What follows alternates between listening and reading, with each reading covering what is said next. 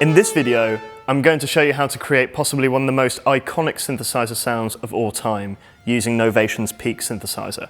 Playing only a few notes of this patch will immediately conjure visions of dystopian futures to the imaginations of some. Vangelis' score for Ridley Scott's cult sci-fi classic Blade Runner remains as one of the most forward-thinking and innovative film scores that there is. The use of synthetics alongside the sparse use of acoustic instrumentation remains as a benchmark that many modern film composers still adhere to. For many synth heads, the association between Vangelis and the Yamaha CS80 polysynthesizer remains undeniable. Indeed, Yamaha's 8-voice Poly Classic still remains to be a very sought-after instrument within the synthesizer community. Amongst what made the CS80 special are its performance features. These included preset storage, a ribbon controller, and most importantly, polyphonic aftertouch, the latter of which we are graced with in Novation's Peak polysynthesizer. To create this famous sound, we don't need to shift too far away from the initialized preset. Although the original clearly has at least a pair of detuned sawtooth oscillators as its core timbre, I'm only actually going to use a single oscillator of Peak in this patch. However, I can easily mimic the detuned nature of the sound by setting the saw density of the first oscillator. Here I'm going to set the density to maximum, but the detune amount to around 20. And this gives us this kind of nice, slightly detuned sound. So I'm now going to set the filter up, and I'm going to set the slope to 12 dB per octave, as per the original Yamaha CS80. The shape I'm going to keep on low pass, and I'm going to set the cutoff frequency to around 70. So this really does start to round off a lot of the high end. I'm going to make sure the key tracking is at maximum, just so that we keep the pitch and the frequency of the filter, and I'm going to bring the envelope up. So now moving across to the modulation envelope, I'm going to recreate the same filter motion as the original. I'll bring the attack up to around 70, not too slow, but then not overly fast. And then I'm going to bring up the decay to around 110. And I'll set the release to around the same, just to mimic the decay slope.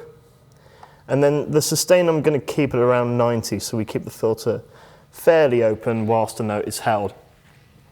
And I'm going to do a fairly similar shape for the amplitude envelope as well. I'm going to set the attack and decay to around 80, and the sustain level to around the same. And I'll make the release fairly short at about 60. So we're already getting these kind of nice swells from the filter and the amplitude. With both of the envelopes set, I'm now going to increase the velocity sensitivity of both of them within the envelope menu. If I go across to the velocity here and set it to about plus 50 on the amplitude, and also to the same on the first modulation envelope, I can now show you that hitting softly on the launch pad, we keep the filter and the overall sound quite quiet. And then if I hit very hard, we get a nice bright swell of the filter. I'll also set the mono trig to legato, especially on the filter envelope, just in case we want to actually use this patch monophonically. For this video, I'm going to keep it in poly, however. Next, I'll recreate the tail of this classic patch by adding reverb. Vangelis was originally using a Lexicon unit to provide this, but fortunately we actually have the reverb built into Peak itself. I'm going to bring the level up to around 110, so it's nice and loud, and then set the reverb time to about 100, so I have a really nice long reverb tail.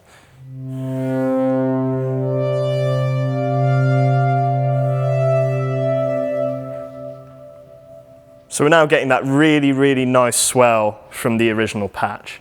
Now I'm going to bring in the vibrato that is also pretty obvious on this patch. So I've gone onto the mod matrix here. In the first slot, set the global pitch of the oscillators as the destination. And I'm going to use LFO2 to do this. So if I then start bringing this up, we can get a general feel for the maximum kind of depth. I'm going to set the rate to about 162 and set the depth to about plus 12.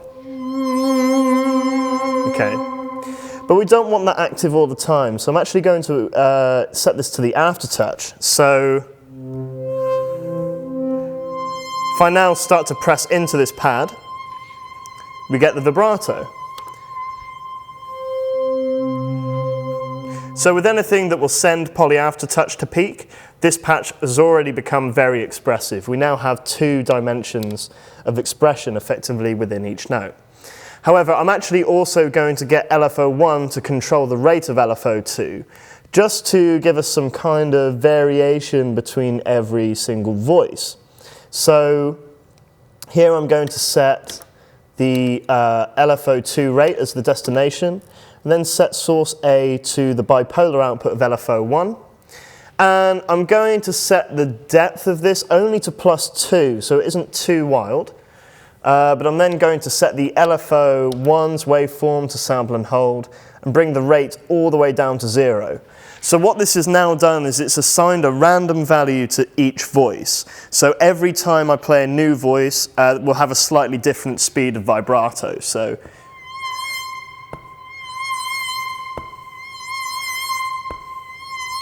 again, it's quite subtle, but it's enough that if we're playing this polyphonically, we get a really, really nice kind of swell and ensemble kind of effect from all of the 8 voices if we're playing 8 notes.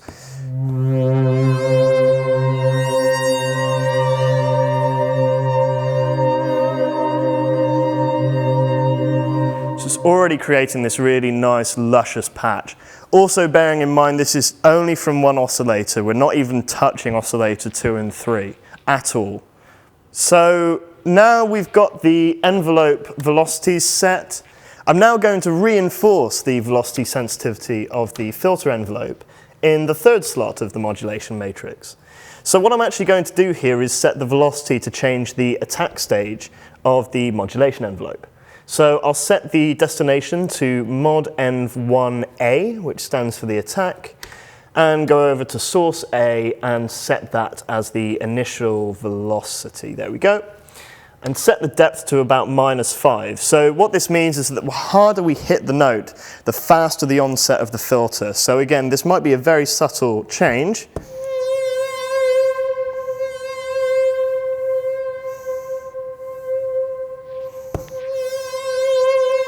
But it just makes it slightly faster coming in on those harder notes.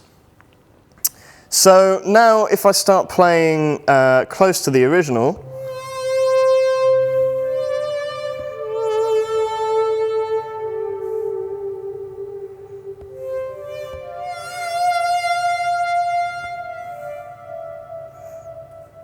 we now have a patch which closely resembles November 2019, or at least how it was imagined back in 1982.